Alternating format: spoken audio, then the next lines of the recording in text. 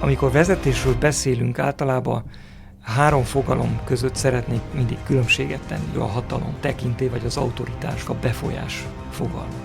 Egyre több kutató fedezi fel azt, hogy az igazi vezetés az a szolgáló vezetés.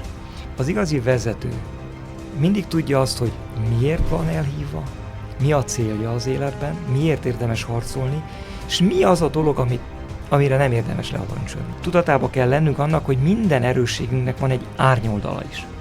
A legnagyobb tévedéseket, mint vezetők, az erősségeinknek az árnyoldalaiba követjük el. Volt egy nagyon jó mondása, ami mindig a fülembe cseng. És ezt mondta: barna, a sasok nem vadásznak legyekre. Aki vezetői szerepet vállal, annak vállalnia kell azt is, hogy lesz kritika. Elkerülhetetlen. Egy vezetőnek tudni kell azt, hogy milyen szinten dolgozik, milyen szinten harcol. A vezetői szerep a mai világban nem könnyű. Nincs jó vezető, jó követő nélkül. Üdvözöllek a Mer Más Lenni Podcast Más Életmód rovatában, ahol a más életmód nem csak egy gondolat, hanem napról napra meghozott döntések sorozata. A mai beszélgetésünk egy iránytű. Egy iránytű a leadership területén. Nem elmélet, nem definíciók gyűjteménye, hanem egy próbálkozás arra, hogy tisztábban lássunk. Mit is jelent vezetni egy olyan világban, ahol mindenki hatni akar másokra, de kevesen vállalnak valódi felelősséget. Ma arról beszélünk, hogyan születik meg a vezetés. Nem egy címben, hanem a döntéseinkben, a karakterünkben, és abban, ahogyan másokhoz viszonyulunk. Mai meghívottam nem csak egy vezető, hanem leadership doktorátussal rendelkező kutató is, aki a vezetés elméletét és gyakorlatát egyszerre képviseli. Egy olyan vezető, aki ezt nem csak tanítja, hanem egy nemzetközi egyházi vezetői szerepben nap mint nap meg is éli.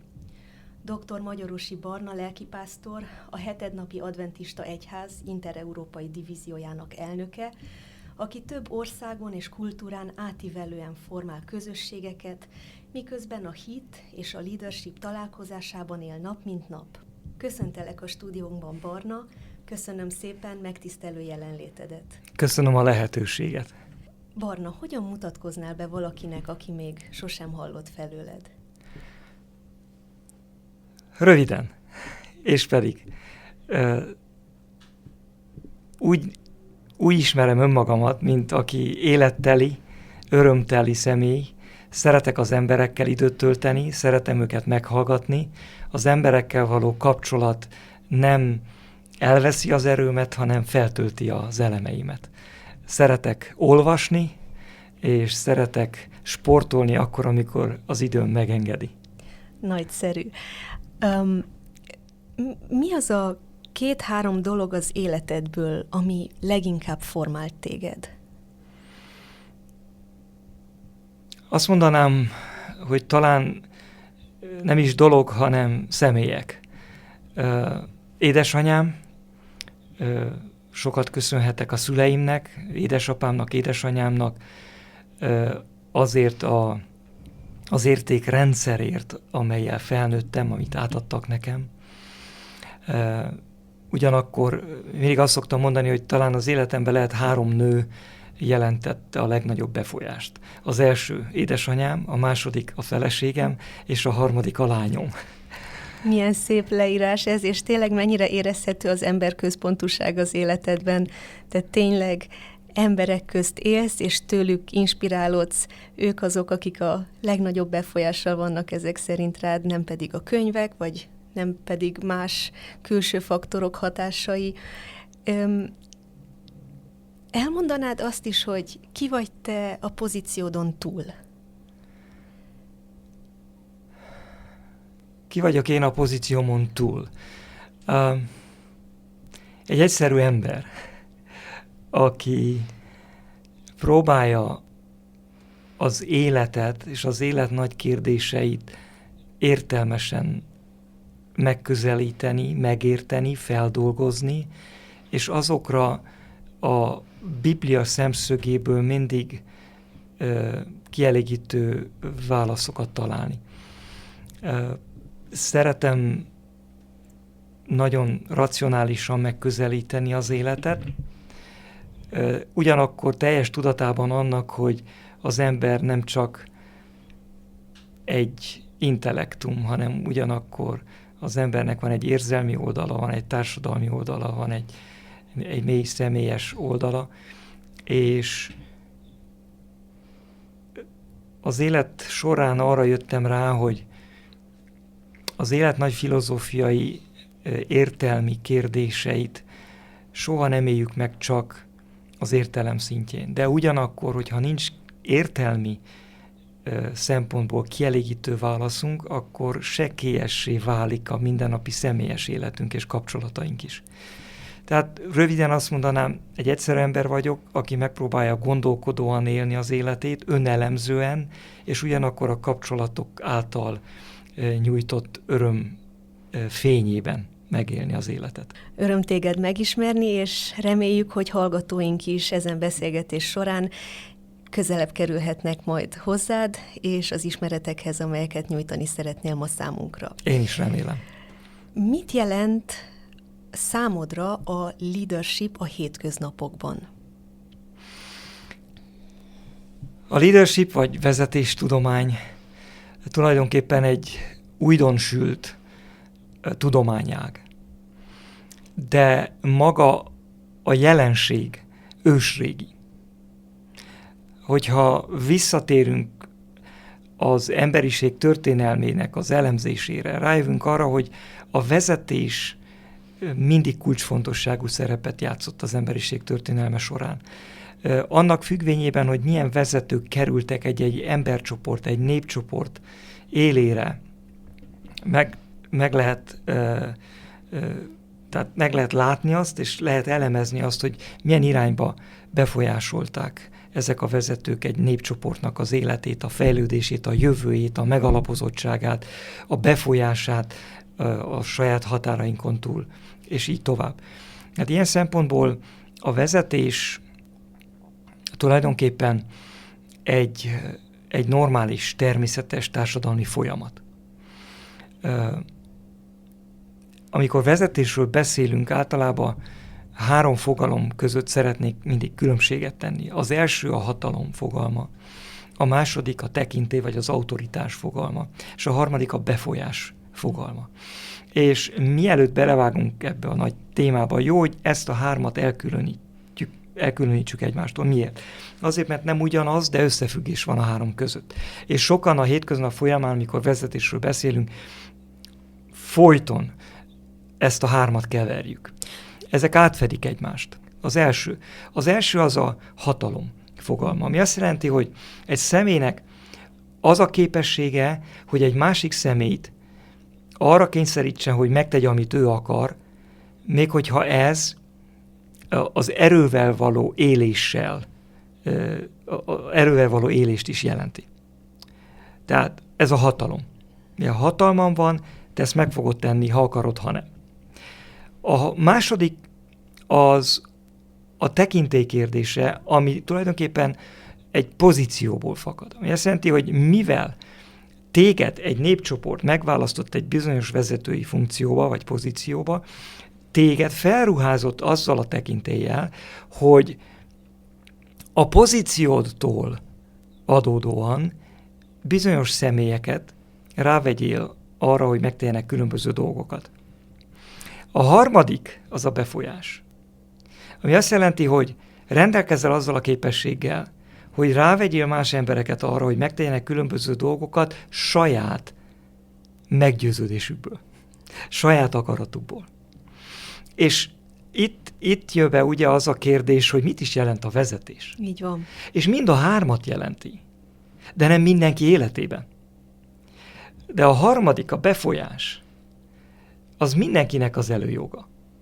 Függetlenül attól, hogy milyen tekintélyed van, vagy milyen hatalommal rendelkezel, a befolyás az mindig rendelkezésére áll mindenkinek.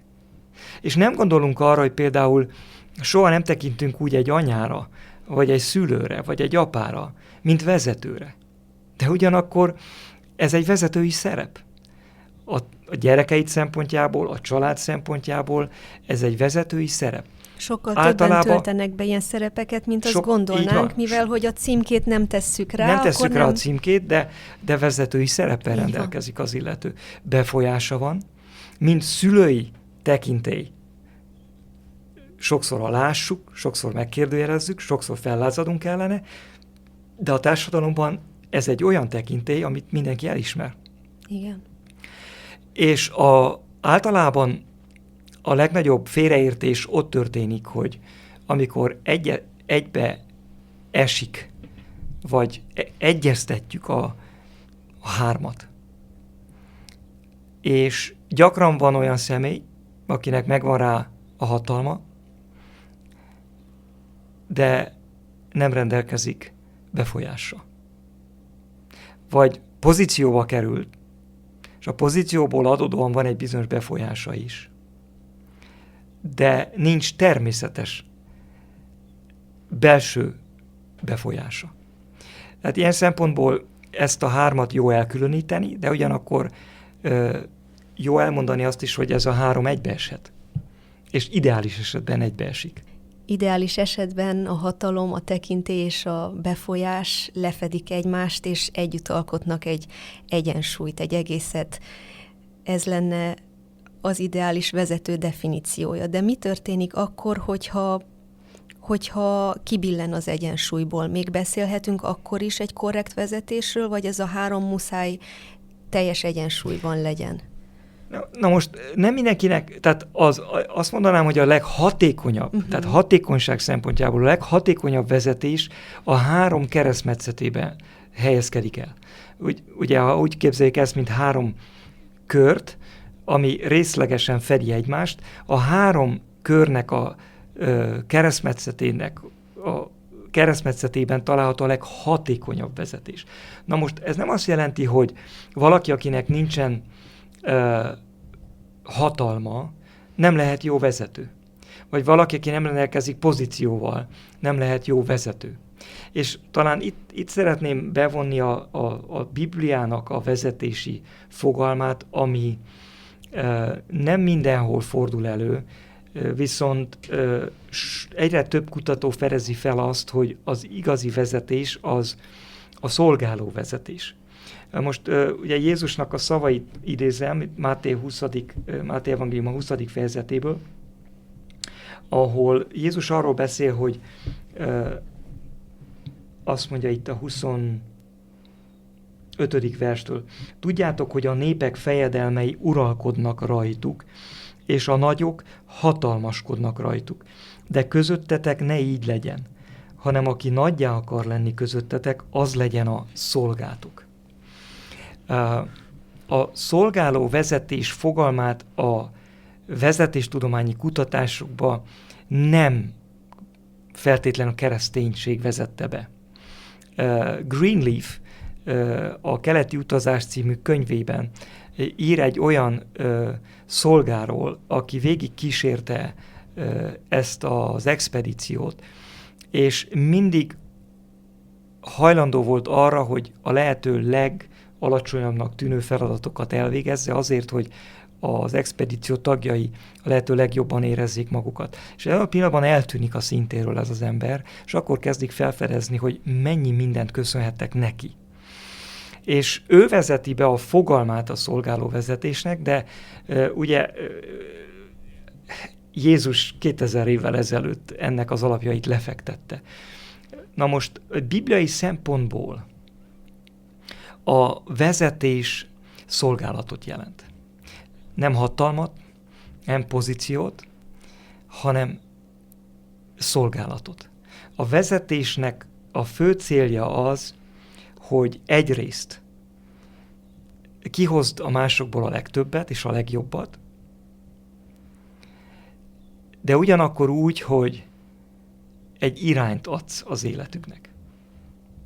És talán, ha ugyancsak utalhatok a Bibliára, ha visszatérünk Mózes első könyvéhez, itt látjuk meg azt, hogy Isten Ádámot és Évát, amikor megteremtette, képviselőként helyezte őket erre a földre. Az Isten képűség tulajdonképpen magában hordozza a vezetésnek a fogalmát. Ádám, mint fejedelem, és Éva, mint fejedelemnő, azzal a céllal voltak erre a földre helyezve, hogy Istent és az ő értékrendjét képviseljék ezen a bolygón.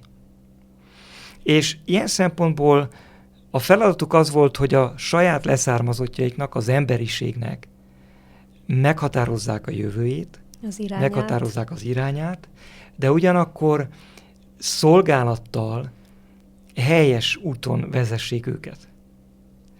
És a teremtett világ részéről visszatérő elismerést, dicsőséget, felmagasztalást ne tartsák meg önmaguknak, hanem visszatükrözzék annak, akitől kapták a hatalmat, Istennek. Ezt N.T. Wright, új szövetséges teológus úgy fogalmazza meg, hogy az emberiséget Isten úgy helyezte erre a bolygóra, mint egy 45 fokba felállított tükröt.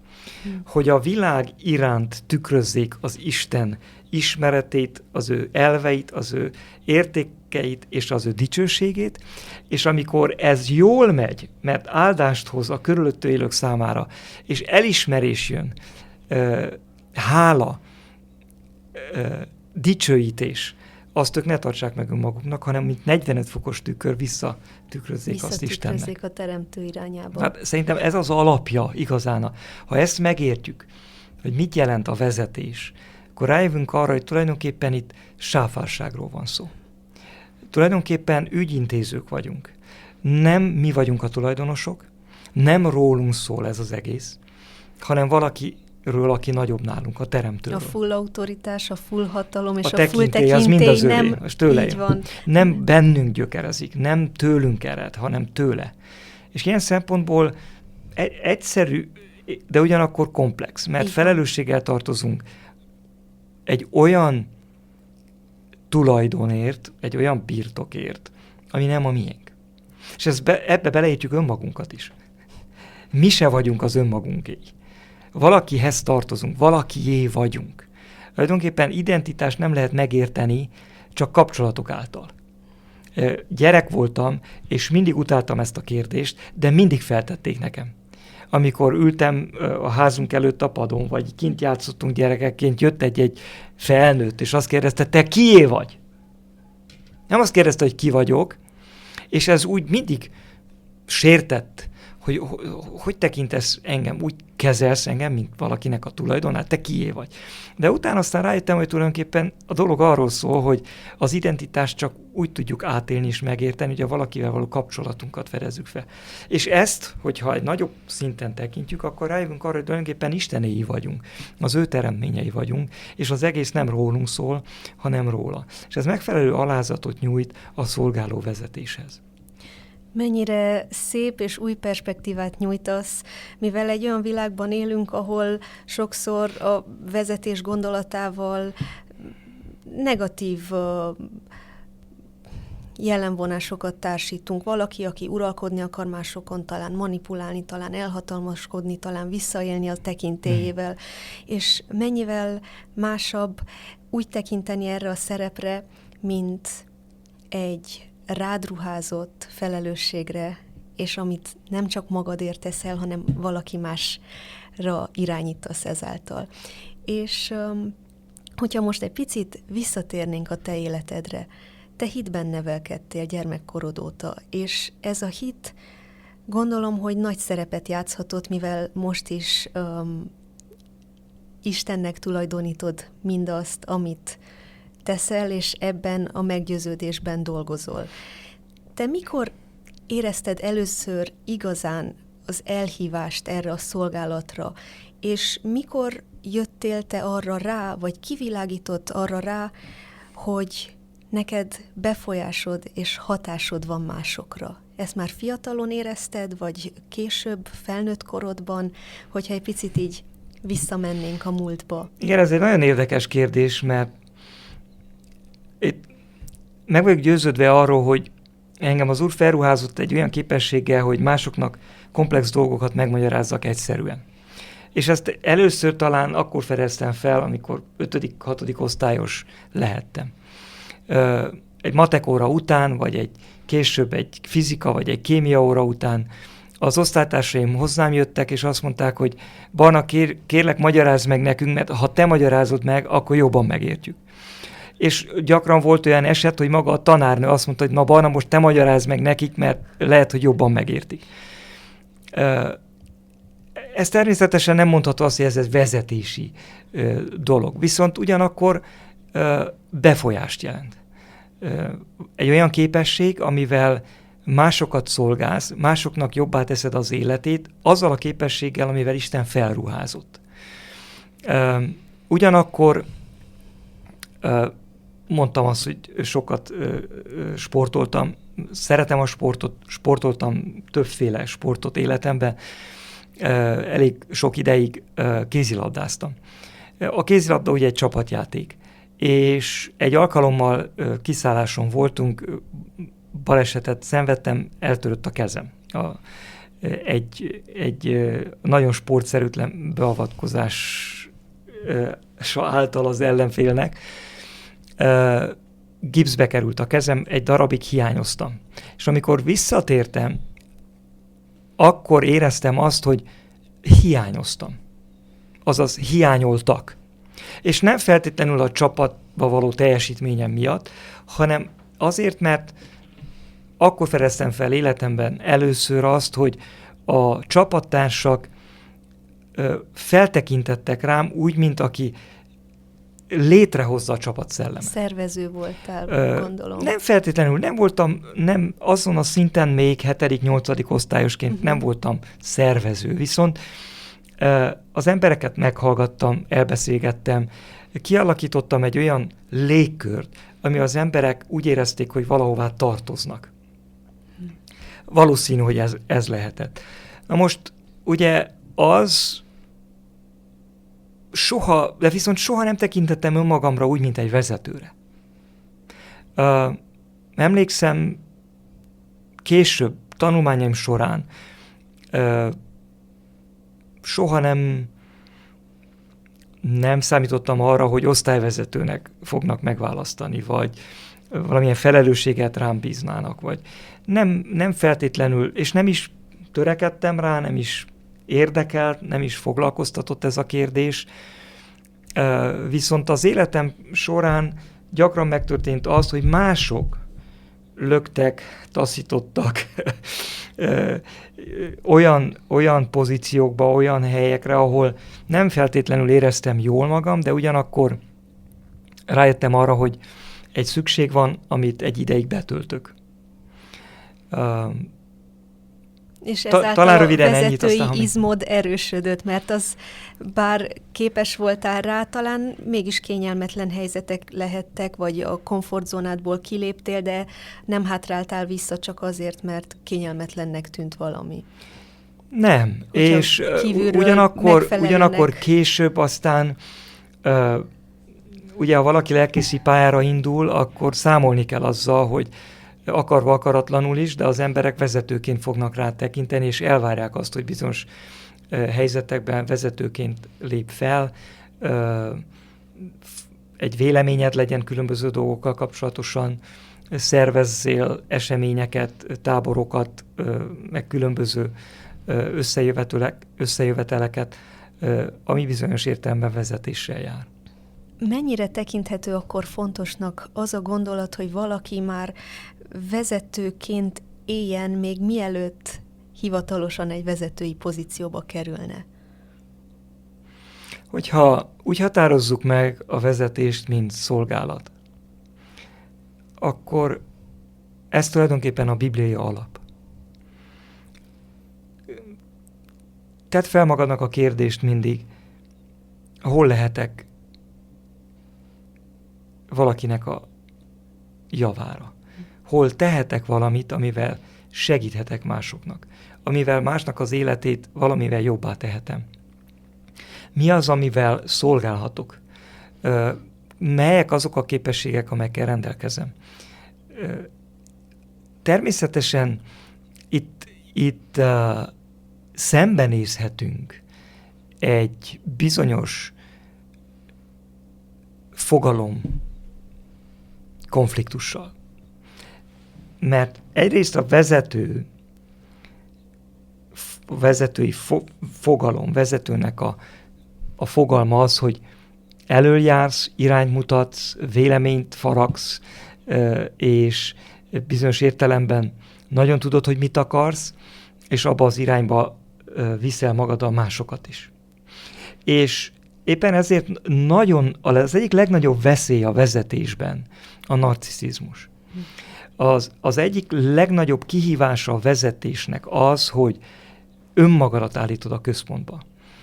Amikor elfeledkezel arról, hogy te is csak egy eszköz vagy, hogy nem rólad szól, hogy nem te vagy a legfontosabb, nem a te akaratodat kell átvidd minden áron, hanem egy magasabb rendű eszmény szolgálatában vagy. És ilyen szempontból a szolgálás pedig az ellenkezője, mert nem a saját akaratodat keresed, nem a saját javadat keresed, nem azt próbálod tűzön, vízen átvinni, hanem megpróbálsz mások javát szolgálni. És itt ebben a feszültségben, a kettő közötti feszültségben bontakozik ki a bibliai vezetésnek a nagyszerűsége. És mint az életben a nagy igazságok mindig egy feszültségben léteznek. A fizika szintjét nézzük, ha a lelki szintet nézzük, vagy éppen a filozófiai nagy igazságokat nézzük, rájövünk arra, hogy paradoxális. Az igazság mindig paradoxális. Két látszólagos ellentétes fogalomnak a feszültségében és az egyensúlyában bontakozik ki. És ugyanígy van a vezetéssel is. Hogyha jól értem abból, amit elmagyaráztál számunkra, az az, hogy egyrészt vannak adottságaid, amik veled születtek. Ezeket már felismerték mások benned gyerekkorodtól kezdődően. Te nem készültél arra, hogy feltétlenül egy vezetői pozíciót töltsél be, mégis az élet, utad olyan irányba haladt és oda vezetett, hogy most egy nemzetközi szintű elnöki pozíciót töltesz be. Hogyan, ahogy mondod, te is itt paradoxokról van szó, nem akarod, mégis oda kerülsz, más vágyik rá, nem kerül oda, frusztrációk. Említettél valamit még gyerekkorodból, hogy neked már akkor volt egy olyan érzelmi és szociális intelligenciád, ami talán másokból hiányzott. Kérlek, hogyha beszélnél ennek a két fogalomnak egy picit a fontosságáról, valamint arról, hogy bár te nem készültél erre, mégis ide kerültél, és mit ajánlanál egy olyan személynek, aki talán készül egy vezetői pozíciót betölteni, ugyanis vannak, akik, amint te kifejezted, te nem lobbyingoltál, te nem törtettél, te nem hajtottál erre a pozícióra. De nem mindenki van ebben a helyzetben, van, aki hajt erre, vágyik erre. Mit tehet egy olyan személy, hogy ezt egyensúlyban találja meg, és még a gondolatot azzal zárnám, hogy bár te nem készültél eredetileg gyermekkorodtól kezdve erre a pozícióra, most mégis készülsz, fejleszted magad, akadémiában vagy, és nem engeded, hogy minden csak magától érthetődő legyen, magától jöjjön, hanem fejleszted magad továbbra is. Tudom, hogy komplex a kérdés, komplex a kérdés, viszont egy picit le fogom bontani. Kérlek, te magyarázd el egyszerűen a hallgatóink számára. Megpróbálom. Tehát két dolog. Az első.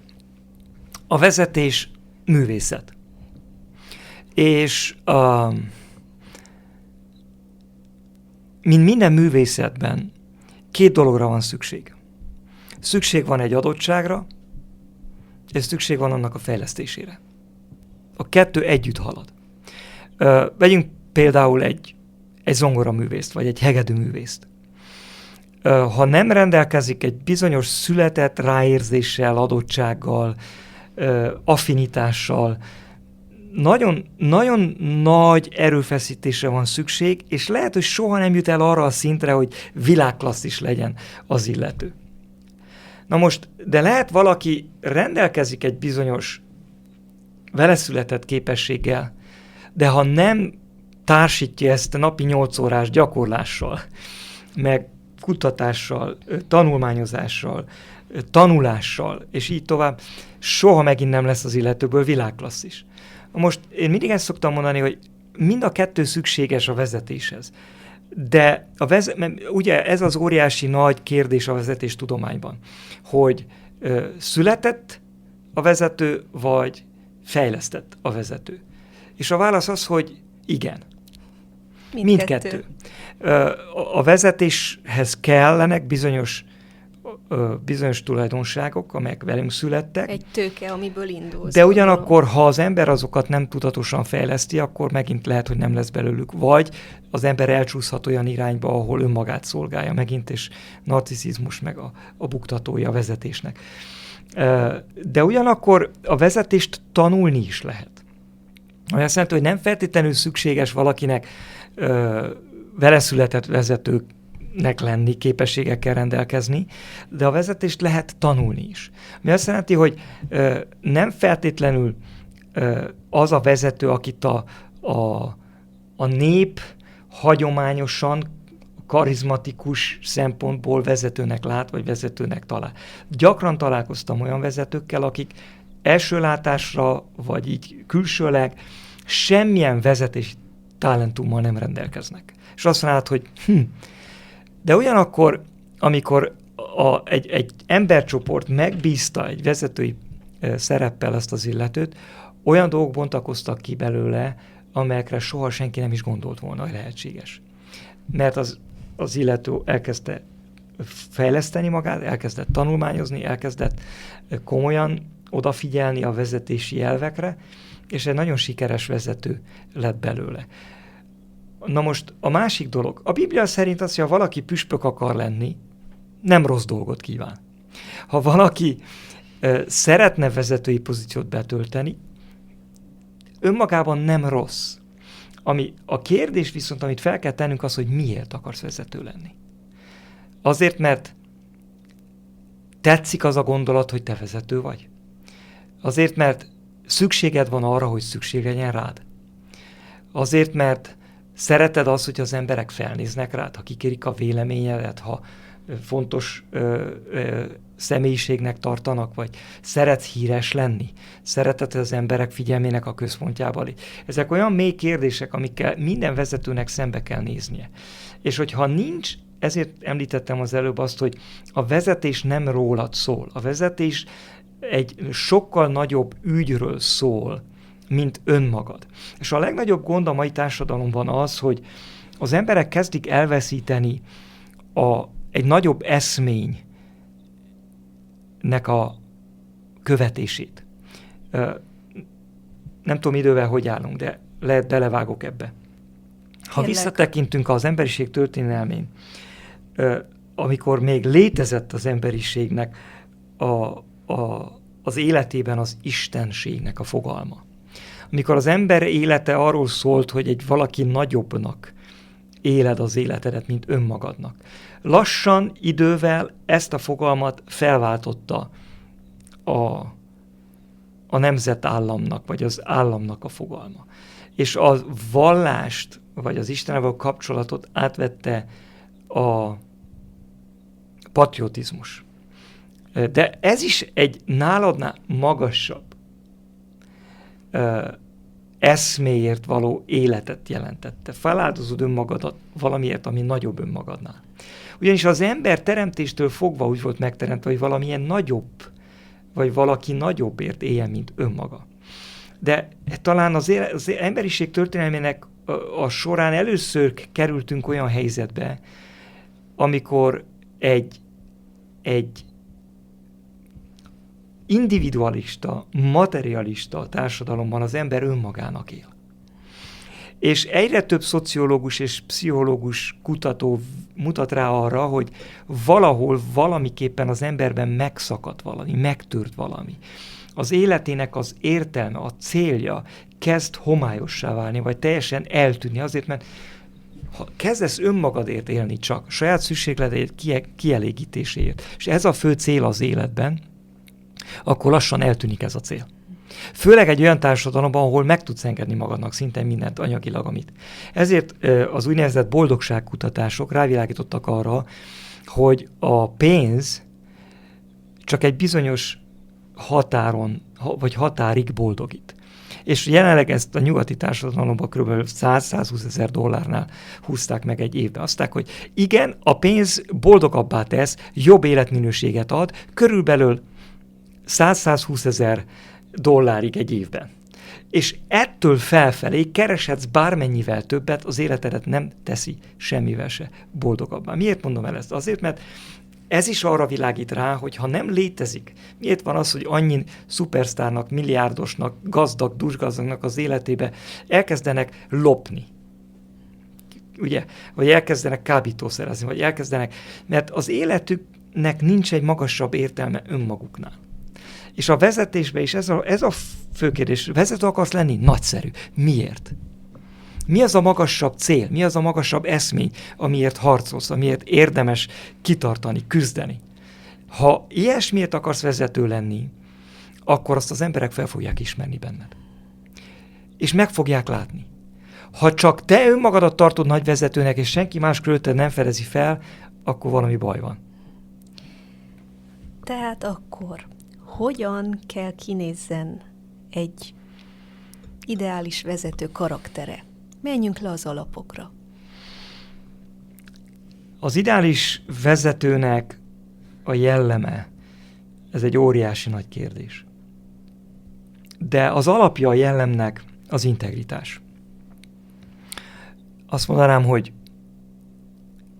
integritás nélkül a vezetés annyi buktatót tart az ember számára, hogy lehetetlen egy vezetőnek nem elbukni. Viszont ugye az integritás tulajdonképpen azt jelenti, hogy az életedben nincs törésvonal. Aközött, amit hirdetsz, aközött, amit mondasz, és aközött, amit élsz, akkor, amikor nem lát senki. Hogyan épül a vezetői karakter a láthatatlan pillanatokban lenne akkor a következő Hát igen, kérdés. a vezetői karakter az úgy épül, hogy felteszi az ember a kérdést, hogy mi az alapja az életemnek. Ugye kezdődik egy bizonyos világnézettel, egy világképpel, azzal az alapvető filozófiai kérdésekkel, hogy mi az, ami valós, mi az, ami értékes, mi az, ami fontos. És ha erre az ember vezetőként nem talál kielégítő választ, akkor az irány az életben bizonytalan lesz. Tehát miért élünk? Miért vagyunk itt? Mi az értelme az életnek? Mi a célja az életünknek? Ezek olyan alapvető kérdések, amire válaszolni kell. És ha valaki vezető akar lenni, ha ezeket a kérdéseket nem tisztázta le, akkor vak vezet világtalant, ahogy a Biblia mondja. Tehát, hogyha valaki előre szeretne haladni, előtte tegyen 2-3 lépést hátra, és tisztázza le ezeket a kérdéseket önmagában. Így van. Mivel innen indul ki minden. És miután megvan az alapunk, arra építhetünk egy karaktert. De hogyha karakterről beszélhetünk az ideális jellem tulajdonságokról, de ugyanakkor emberek vagyunk. Nem vagyunk tökéletesek. Mindannyiunknak vannak hibáink. Határozottan. És akkor mit kezdhet egy vezető a hibáival? Felismeri őket? Elfogadja őket? Eltusolja őket? Mit kezdhet most valaki ezzel? Itt két síkon szeretném ezt továbbvinni. Az egyik az erkölcsi sík, a morális sík. Itt törekednünk kell arra, hogy az erkölcsi értékrendünk szintjén éljünk. Ez nem azt jelenti, hogy nem bukunk el, de azt jelenti, hogy mindig megőrizzük az integritásunkat. Dávid, a bibliai példa, óriásin elbukott. Nem, hogy csak paráznaságot követett el, de gyilkosság által félretette útból a riválist, ugye? Vagy ilyen szempontból, de ugyanakkor, amikor a proféta szembesíti őt az ő bűnével, magába száll, elismeri a vétkességét, mély megtérésen megy át, és talpra áll. Most a vezetésben lehetetlen, hogy nincs ember, aki nem téved. De ugyanakkor a kérdés az, hogy rendelkezünk azzal a tulajdonsággal, hogy akkor, amikor szembesülünk a saját erkölcsi tévedéseinkkel, képesek vagyunk beismerni azt, képesek vagyunk elismerni, és tovább lépni. Túllépni azon. Megalázkodni tovább. És tovább lépni. Ez az első kérdés. A másik az erkölcsileg semleges sík, ami képességekről szól. Mindannyiunknak vannak erős oldalaink, vannak gyenge oldalaink. Vannak olyan képességeink, amelyekkel tudunk szolgálni, és másokat segíteni, előbbre vinni, de vannak gyengeségeink is.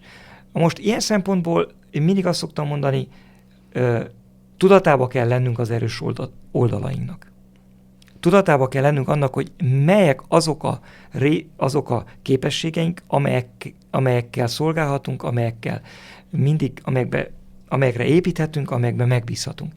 De ugyanakkor tudatába kell lennünk annak, hogy minden erősségünknek van egy árnyoldala is. És az árnyoldala az mindig, mivel árnyoldal nem látszik, nem annyira szembeötlő. És ezeket fel kell fedeznünk. A legnagyobb tévedéseket, mint vezetők, az erősségeinknek az árnyoldalaiba követjük el. Nem a gyengeségeinkkel. A gyengeségeinknek tudatában vagyunk. Oda nem megyünk, azt elkerüljük, azt delegáljuk, ha értelmesek vagyunk, azt másra bízzuk, akinek ott van az erős oldala. Ezért jó csapatban vezetni, ezért jó mindig nem egyedül állni, hanem másokkal együtt dolgozni. De ugyanakkor a veszély ott van, amikor tudom, hogy nekem ez az erősségem, én ebben jó vagyok, de ennek az erősségnek van egy árnyoldala. A sötét oldala annak az erősségemnek. És ha ebben nem vagyok tudatában ennek, ott történnek a legnagyobb tévedéseim. Kérlek, említs gyakorlati példát is. Az imént többször megemlítetted a narciszizmust, ugye ezt igen. Az ellenpéldáját egy erős vezetőnek. Bontsd ki egy picit gyakorlatilag ezt a például negatív. Egy nagyon fontos vezetői képesség az önértékelés, annak teljes tudata, hogy ki vagyok, az elhívásomnak a felismerése és az arról való meggyőződés. Ez az öntudat, és ez az én kép, meg önértékelés, ez egy erős oldal. De ha ennek az árnyoldala a narciszizmus. Amikor annyira tudatában vagyok annak, hogy ki vagyok én, hogy eltéveztem szem előtt azt, hogy milyen nemesebb, magasabb eszményért szolgálok. És akkor történik meg az, hogy elvakulok, és elfeledkezzem arról, hogy ez a dolog nem rólam szól. Mások is vannak. És ha valaki megsért például, akkor rögtön személyesen veszem. Hogyha egy magasabb célért szolgálok, és valaki megsért engem, valaki megpróbál gáncsoskodni, valaki megpróbál lejáratni, valaki megpróbál befeketíteni, azt mondom, rendben, ez a dolog nem rólam szól. Én szolgálok, és megteszem a tőlem tehető legjobbat. Mindig lesznek olyanok, akik nem értenek egyet velem, mindig lesznek olyanok, akik teljesen másképp látják a dolgokat, és ez természetes dolog. De ha ezt elfelejtem, akkor elkezdek egy személyes kampányt folytatni azok ellen, és leereszkedni arra az alacsony szintre, amikor ez a dolog elszemélyesedik. A Bibliában van egy nagyon érdekes eset, a Dávid esete, amikor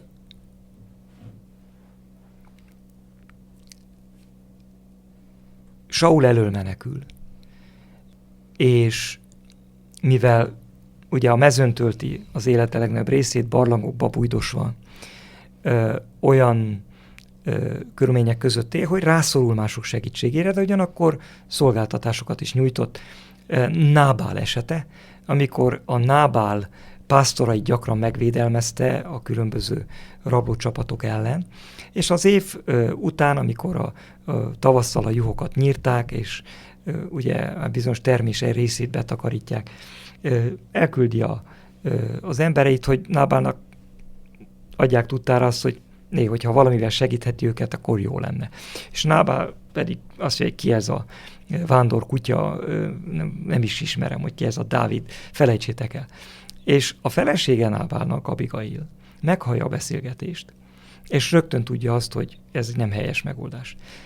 Elmegy, felpakolja ő a szamarakat, és Dávid elé megy, aki felbőszülve jön, hogy Nábált eltegye láb alól, hogy bosszút álljon.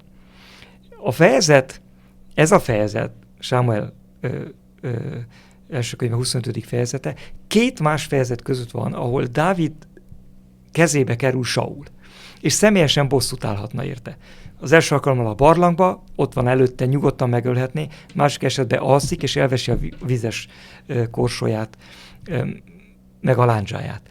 És 2 esetben ott van, és az emberi azt mondják, Dávid, kezedbe adta az Úr az ellenségedet, végezz vele. És Dávid azt mondja, ez nem az én dolgom. És ebben a fejezetben, ami a 2 között van, saját magáért akar bosszút állni. És Abigail azt mondja, bölcs vezető vagy. Az Úr őrizett meg téged attól, hogy ilyen tégy, hogy ne tégy ilyet. És utána rájön arra Dávid, hogy bölcsen döntött. Mert nem vette ő a saját kezébe az ő saját becsületét, az ő saját megvédését, az ő saját... Rábízta az Úrra. És az Úr gondot viselt, ez nem azt jelenti, hogy mindenki így fog történni, de Nábál aznap éjjel a nagy dorbézolás, ivás és evés közben valószínű megfullad, valószínű nem lehet tudni, mi történik vele, de szörnyet hal. Még aznap éjjel. Na most ez egy illusztráció arra nézve, hogy az igazi vezető mindig tudja azt, hogy miért van elhívva, mi a célja az életben, miért érdemes harcolni, és mi az a dolog, amire nem érdemes lealancsodni. Az elődöm, Mário Brito lelkész, akitől átvettem az elnökséget a divíziónál, volt egy nagyon jó mondása, ami mindig a fülembe cseng. És ezt mondta, barna, a sasok nem vadásznak legyekre. Humoros a mondás, de nagy igazság van benne. Egy vezetőnek tudni kell azt, hogy milyen szinten dolgozik, milyen szinten harcol, milyen eszmékért, milyen értékekért áll ki, és hol az a határ, ami alá nem fog soha lesüllyedni. Vezetőként sokszor abba a csapdába eshet valaki, hogy úgy érezze, hogy minden döntést neki kell meghoznia. Mégis sokszor bölcsebb lehet átadni ezt az irányt, és a szolgálat mellett megmaradni, és erre fókuszálni. Mi a helyzet a kritikával kapcsolatban? Mindannyiunkat ér kritika, bármilyen pozíciót töltsünk be, vagy ha nem is töltünk be pozíciót, a kritika az emberi életnek mindennapi része. De úgy gondolom, hogy aki egy látványos szerepet tölt be, azt még több kritika érheti minden irányból. Hogyan reagálsz te, mint vezető, ilyesmire, ilyen helyzetekben, amikor kritizálnak és bántások érnek, valamint mit ajánlanál mások számára ilyen helyzetekben? Aki vezetői szerepet vállal, annak vállalnia kell azt is, hogy lesz kritika. Elkerülhetetlen. A vezetői szerep a mai világban nem könnyű. Ronald Heifetz, a Harvard Egyetemnek az egyik vezető professzora, aki vezetéstudományban elöljáró, szokta azt mondani, hogy a vezetés arról szól, hogy hogyan ábrándíthatod ki a követőidet olyan mértékben, amelyben el tudják fogadni. A vezetés változással jár. És a változást mi emberek nem szeretjük. Mi a stabilitást szeretjük. ne változzon semmi, legyen úgy minden, ahogy volt, legyen jobb, de ne legyen rosszabb. És változás az mindig kényelmetlen, nem szeretik az emberek a változást. Viszont a vezetés önmagában az arról szól, hogy hogyan lehet változást hozni.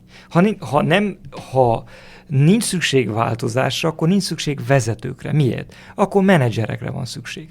Akik a status quo-t fenntartják, akik megőrzik azt, ahogy a dolgok működnek, egy örökké valóságon át. És ez mindig jó tudni azt, hogy ha vezető vagy, akkor lesz ellenzék, lesz kritika, lesz elégedetlen ember. Mindig lesz.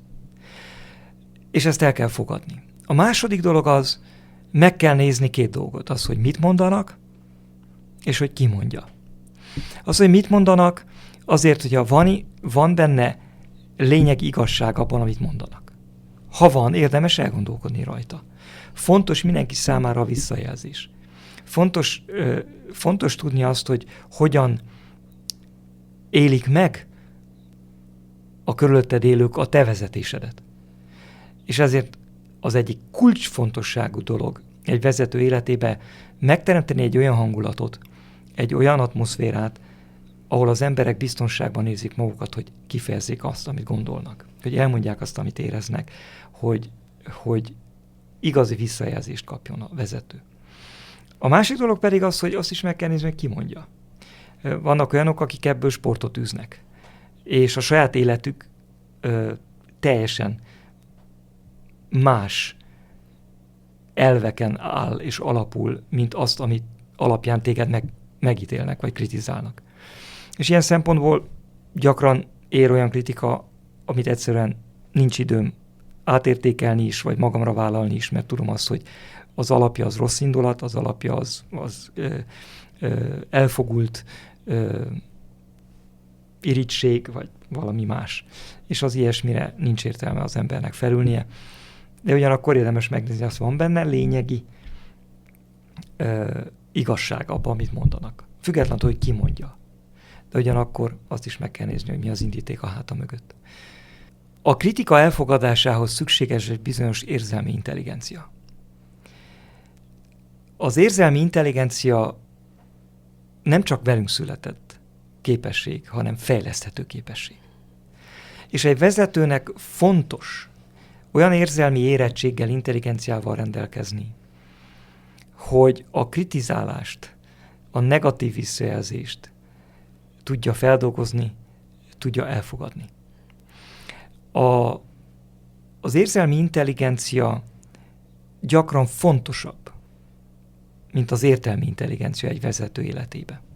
Azért, mert a vezetés alapvetően kapcsolatokra alapul.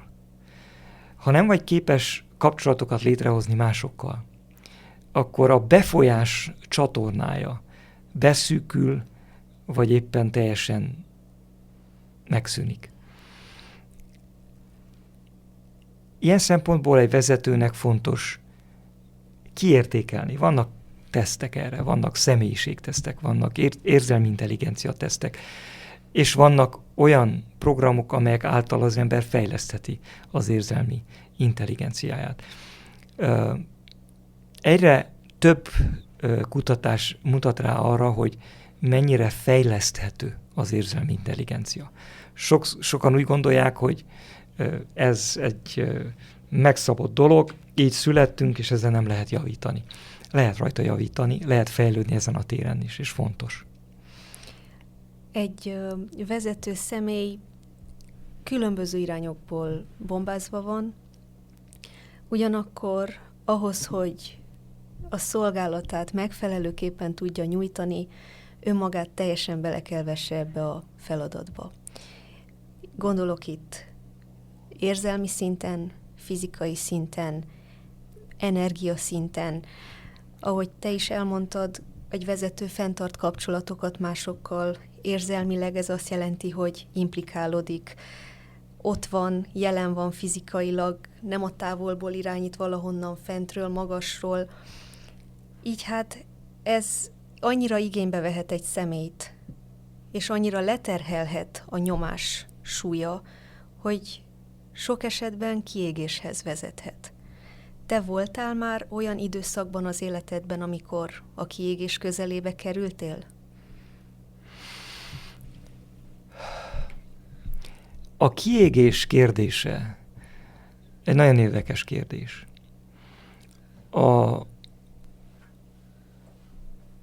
A kiégés megközelítjük mindannyian.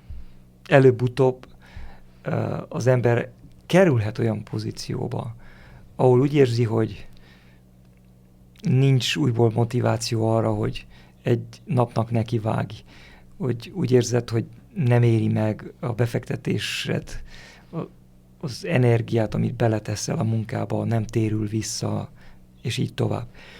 De ugyanakkor egy másik fogalmat is szeretnék ide behozni, ami a sebezhetőségnek a fogalma. A vezetés a jó vezetés nem létezhet sebezhetőség nélkül. És általában, aki visszautasítja a sebezhetőséget, nagyon könnyen kerülhet kiégés közelbe. A sebezhetőség pont arról szól, hogy felismerem a határaimat, nyitott vagyok másokkal szemben arra, hogy teljesen megéljem mind a pozitívumát, mind a negatívumát az élet velejáróinak. A legnagyobb gond, és ami kiégéshez vezethet, sok minden vezethet kiégéshez. De a vezetésben az egyik a sebezhetőségnek a megtagadása vagy visszautasítása. Ami azt jelenti, hogy a szívemet beburkolom egy páncéldobozkába, azért, hogy a sebeket elkerülje. Brené Brown, egy világhíres írónő, az egyedüli, akiről tudok, akiről Netflix dokumentumfilm készült, rengeteg jó könyve van. Ő talán a sebezhetőségi kutatásoknak az egyik legfontosabb személyisége. Ő beszél arról, hogy a gond viszont az, hogy amikor nem akarunk szenvedni, amikor el akarjuk kerülni a fájdalmakat, a szenvedést, a sebeket, megszűnünk létezni az örömök iránt is. Ha abban az igyekezetben, hogy kizárjuk a fájdalmat, a sebeket, a negatív élményeket, kizárjuk az életünkből az igazi örömet is. Mert az intenzitását mindennek lehúzzuk. Mert mindennek lehúzzuk, és ugyanakkor nem tudjuk élvezni az életet sem. És ez egy olyan padhelyzethez vezethet az életünkbe, ahol elveszítjük a motivációkat, elveszítjük az értelmét a dolgoknak. Egy teljes passzivitásra. Igen. És ezért fontos megőrizni a sebezhetőséget. Ami azt jelenti, hogy sírni fogunk tudni. Hatalmas könnyekkel. De ugyanakkor örülni is fogunk hatalmas újongással. És ez az ember élet velejárója. Tudjunk megtanulni igazán örvendeni is, igazán örvendeni azokkal, akik örvendenek, igazán sírni azokkal, akik sírnak. És a mindkettő együtt jár. Ilyen szempontból ugye a kiégésnek más okai is lehetnek. Az egyik fontos dolog, amit életemben próbálok betartani, és a két dolog, az egyik az egészséges életmód, aminek nálam az alapja az alvás. Én tudom magamról azt, hogyha nem alszom eleget, ami nálam 7,5-8 órát jelent, akkor fizikálisan beteg leszek. Napok kérdése.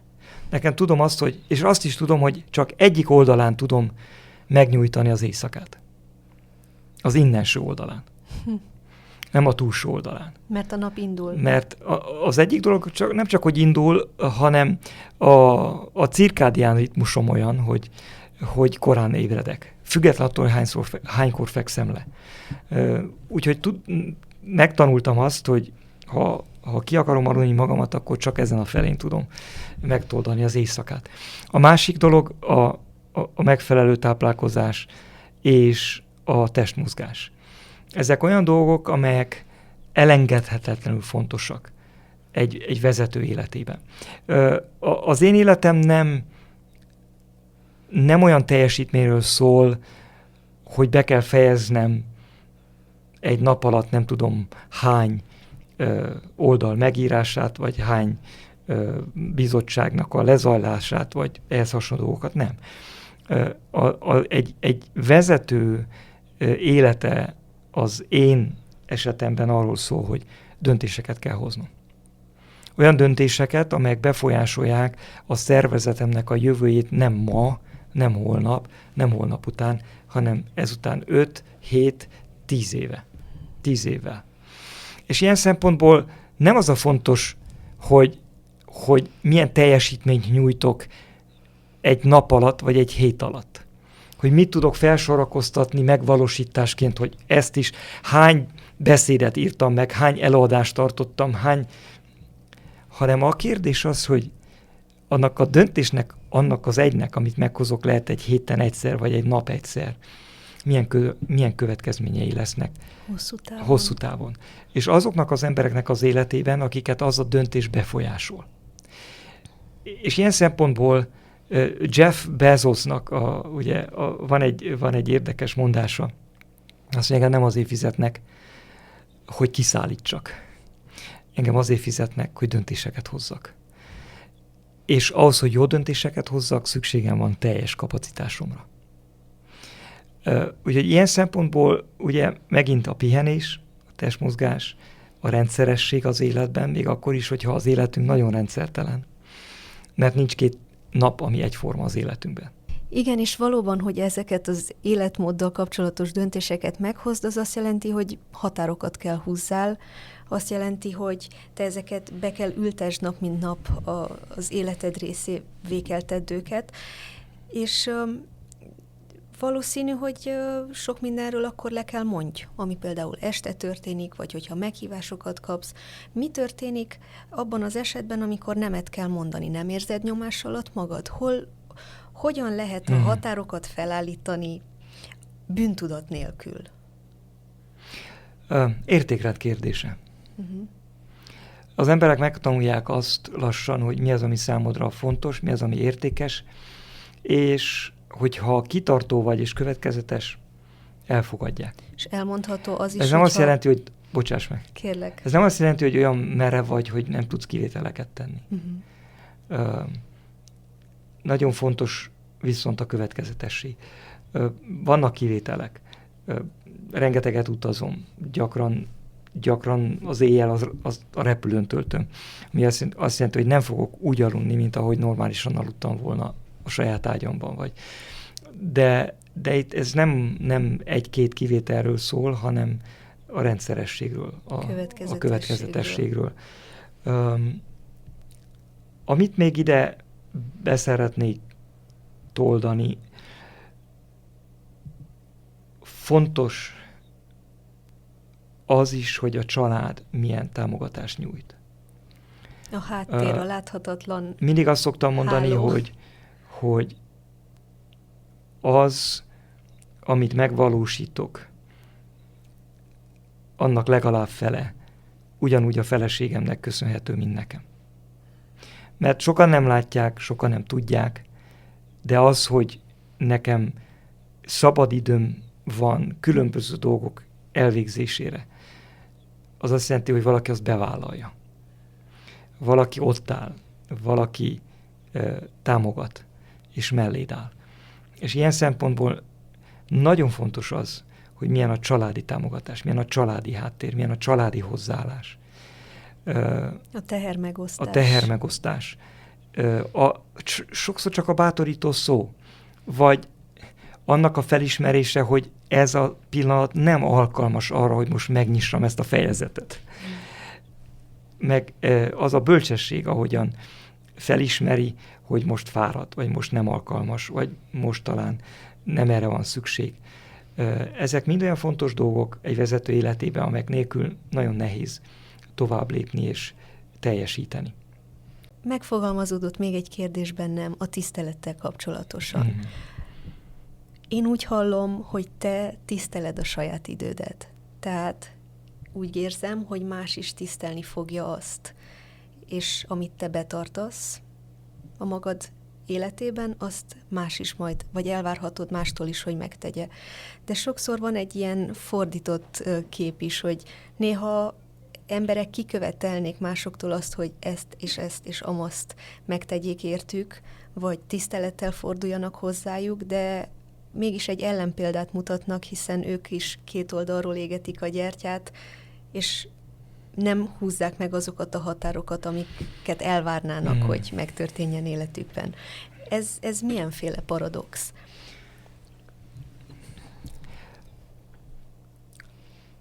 Soha életemben nem volt célom az, hogy az emberek tiszteljenek.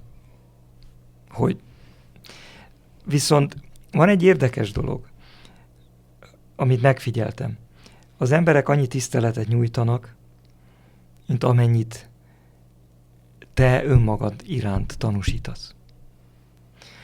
És ez nagyon fontos dolog. Ez nem azt jelenti, hogy én önmagam értékrendjét és elveit tiszteletben tartom. Ez nem azt jelenti, hogy az én életem önmagamról szól. Viszont az emberek felfedezik azt, hogy van egy bizonyos értékrend, vannak elveid, amelyek mellett kitartasz. Ha következetlen vagy, akkor ők önmagukban összekuszáltak lesznek. Nem fogják tudni, most már fontos ez számodra, vagy nem fontos ez számodra. Értékes ez számodra, vagy nem értékes. Mert egyszer így csináltál, máskor pedig teljesen az ellenkezőjét. És ezért a következetesség segít abban az embereknek, hogy rájöjjenek arra, hogy számodra mi az, ami fontos. És ha rájönnek arra, hogy ez fontos számodra, ők is tiszteletben tartják. Beszéljünk most egy picit olyan napi rutinokról, amik segítenek a te életedben, és amik talán segítségül lennének a hallgatóink számára is. Mi segít téged fejlődni és jobb vezetővé válni, mint ami a tegnap voltál? Az első dolog, ami segít, az, hogy számomra fontos az, hogy a nap egy olyan idővel induljon, amelyben ráhangolódom újból arra, ami számomra fontos az életben. Számomra nagyon fontos az Istennel való kapcsolatom, az értékrendem újbóli és újbóli letisztázása, az amögé való felsorakozás mentálisan és érzelmileg, és így kezdem a napot. Miből töltödsz te fel, hogy nyújtani tudj te is? Számomra nagyon fontos az, hogy a reggel úgy induljon, hogy legyen egy legalább csendes fél órám, ha lehet egy órám, amit imában töltök, elmélkedéssel töltök, különböző olyan bibliaszövegek, vagy más írások tanulmányozásával, amelyekkel által feltöltödöm. Ezt úgy tekintem, mint egy lelki reggelit. Úgy, ahogy nem tudom kiugrani a fizikai reggelit, úgy nem tudom kiugrani ezt a reggelit sem. És lehet, hogy nem emlékszem vissza arra, hogy a múlt héten szerdán mit reggeliztem. Arra sem emlékszem vissza, hogy pontosan mit olvastam, vagy mit tanulmányoztam, vagy miről imádkoztam, de azt tudom, hogy úgy, ahogy fizikailag táplálva voltam, úgy lelkileg is. És ez lelki egyensúlyt és erőnlétet jelent számomra. És hogyha beszélünk ebédről és vacsoráról, akkor a nap további részében, mikor időd megengedi, miket olvasol még, miket hallgatsz, miket tanulsz, mivel formálod Nagyon fontos számomra az is, hogy a nap ne teljen el úgy, hogy valami újat ne tanuljak. Szeretek olvasni, a normám az a heti egy könyv. Valamikor sikerül, valamikor nem sikerül. Jelenleg elég sokat utazom, és ezt az időt mindig arra használom ki, hogy vagy olvassak, vagy éppen egy hangos könyvet hallgassak. És szeretem a változatosságot, ami azt jelenti, hogy az érdeklődési területem elég nagy. Van, amikor éppen tudományos érdeklődési területen van, és olvasok egy olyan könyvet. Utólag éppen egy közgazdaságtankönyv került a kezembe, amit érdekesnek találtam, és azt mondtam, hogy ezt jó lenne átolvasni azért, mert a sok vezérigazgatói bizottságon, amikor a költségvetéseket tárgyaljuk, lehet, hogy segít jobban megérteni ezeket a dolgokat. A fontos az, hogy egy vezetőnek az érdeklődési területen ne szűküljön be soha. Minél tágabb az érdeklődési kör, annál többrétű vezetővé tud válni valaki. Ha éppen üzleti dolgokban vagy, ha éppen bank keretében dolgozol, vagy IT keretén belül vagy, ne szűkítsd le az életedet csak arra a területre. Ne válj szakbarbárrá. Legyenek más érdeklődési területeid. Hogyha az érdeklődési köröd, vagy ha a munkaköröd, amiben vezető vagy, mit tudom én, milyen jellegű, technológiai jellegű, technikai jellegű, kezdj el érdeklődni a művészetek iránt, zene, festészet, vagy valami olyan terület iránt, ahol úgy érzed, hogy semmi köze nincs ahhoz, amivel foglalkozol. De segít, mint vezetőt, abban, hogy az embereket megértsd az ő területükön, az ő szintjükön. Ami számomra még fontos, az az, hogy az emberekkel elbeszélgessek. Rengeteget lehet az emberektől tanulni, hogyha odafigyelünk. Nincs olyan ember, akitől nem lehetne tanulni. Volt egy bölcsasszonynak volt egy mondása egyszer, a fiának azt mondta: fiam, lehet ezek az emberek nem tudnak olvasni, de téged olvasnak. Ami azt jelenti, hogy lehet, hogy írástudatlan, de az nem azt jelenti, hogy buta. Vannak olyan emberek, akiknek nincs magas végzettségük, nincs egyetemük, nincs intellektuális hátterük, de jó emberismerők. Az élet során megtanulták olvasni az embereket, rájönnek arra, hogy mi történik a színfal mögött, vagy a sorok között. Az életbölcsesség. Mindenkitől lehet tanulni. És egy jó vezetőnek meg kell tanulni odafigyelni az emberekre, akik körülötte vannak, mert mindig lehet tőlük is tanulni. Micsoda mély igazság van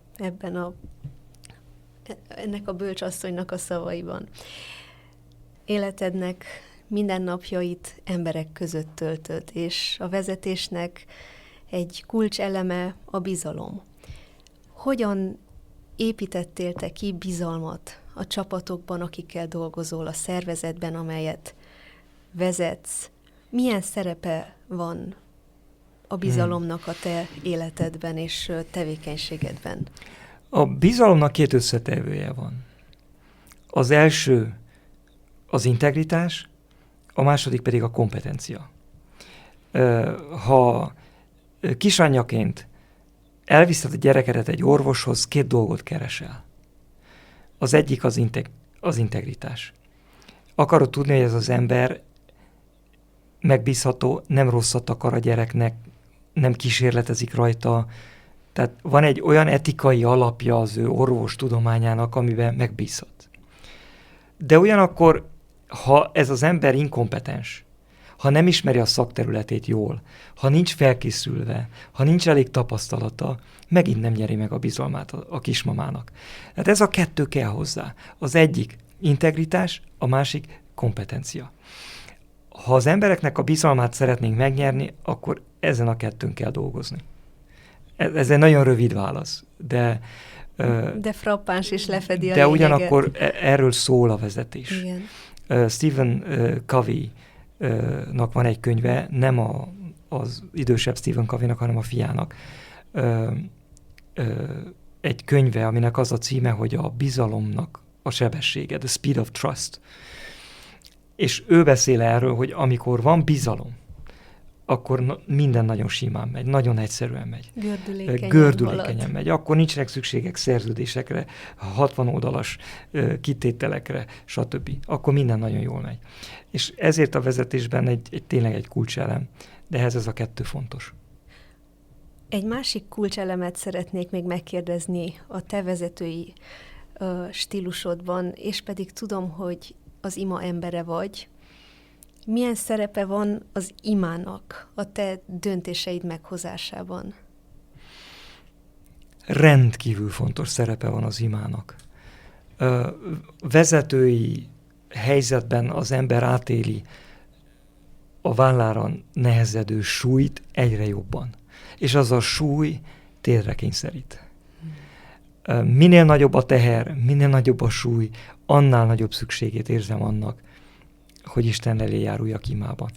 Gyakran nincs időm arra, hogy visszavonuljak és imádkozzak. De egy bizottsági gyűlés keretén belül egy másodperc töredékére az ember megáll, az Uram, most kérlek, te adj bölcsességet. Vagy add, hogy a dolgok olyan irányba menjenek, ahogy te jónak látod. Az ima az mindig emlékeztet arra, hogy nem rólam szól. Hogy Istenről szól ez a dolog. És fontos az, hogy reggel, este egy komoly időt fektessek az imába, de ugyanakkor a nap folyamán gyakran történik meg, hogy csak egyszerűen megállok, és egy rövid imát mondok. És hogyan érzed te Isten vezetését az életedben? Érzed azt másodpercek töredéke alatt is, ezt a kapcsolatot, vagy csak mikor visszatekintesz, akkor látod, hogy ezen az úton Isten vezetett? Többféleképpen. Vannak olyan pillanatok, amikor úgy érzed, hogy teljes csend van. Olyankor mindig azt kérdem, Uram, miért van ekkora nagy csend?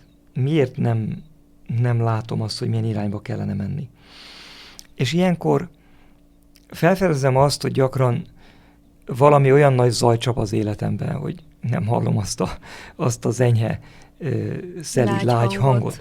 De ugyanakkor van úgy, hogy Isten azt mondja, annyiszor megmondtam már, és nem figyeltél oda. Úgyhogy mit mondjak még? Van úgy, hogy magamba kell szállnom, és vissza kell lépnem egy párat, hogy felfedezzem azt, hogy tulajdonképpen ott van a válasz. Csak elhanyagoltam, vagy figyelmen kívül hagytam. Vannak olyan dolgok, hogy még nem jött el az ideje. Lehet túl gyorsan akarok haladni, túl hatékony akarok lenni, és átgázolhatok másokon úgy, hogy még ők nincsenek kész erre a döntésre, és azt mondja, hogy kicsit lassíts, vedd le a gázról a lábadat. Különböző helyzetek vannak, de ahogy mondod, visszatekintve mindig tisztán látható az, hogy Isten hogy vezetett, hogy mindig kialakította a dolgokat úgy. Ugyanakkor kell figyelni az ajtók és az ablakoknak a csukódását, nyitódását. Vannak olyan dolgok, erre akarunk menni, de az ajtó zárva van, és nem veszed észre, hogy a másik oldalon kinyílt egy kapu, és te mind az ajtón akarsz bemenni. Nagyon fontos az, hogy ez a kapcsolat, ez a fonal, ez élő és eleven maradjon az életünkben. Nagyon köszönöm ezt a rávilágítást.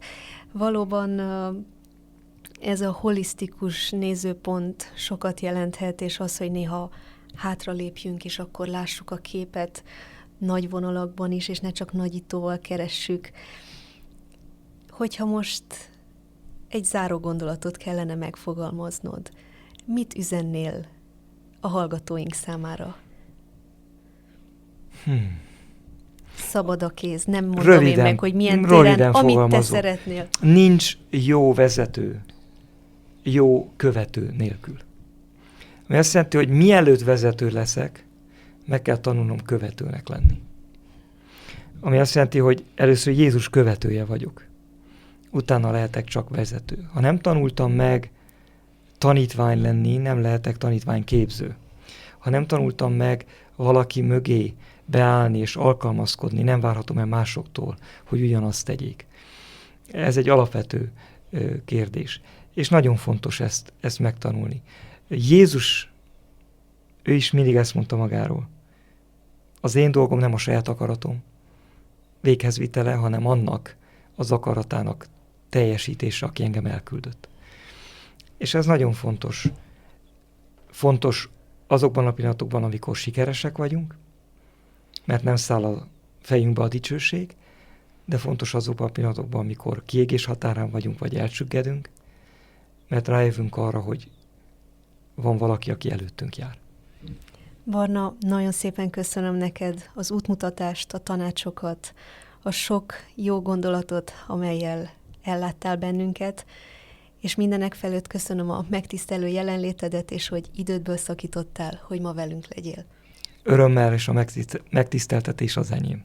Köszönöm neked is, hogyha idáig velünk tartottál. Amint ma megtanulhattuk, a leadership nem akkor kezdődik, amikor valaki kinevez téged egy pozícióba. Nem egy címnél indul, és nem egy irodánál vagy egy rangnál kezdődik. A vezetés sokkal korábban elkezdődik. Ott, amikor észreveszed, hogy valami nincs rendben, és nem mész el mellette, hanem megoldást nyújtasz.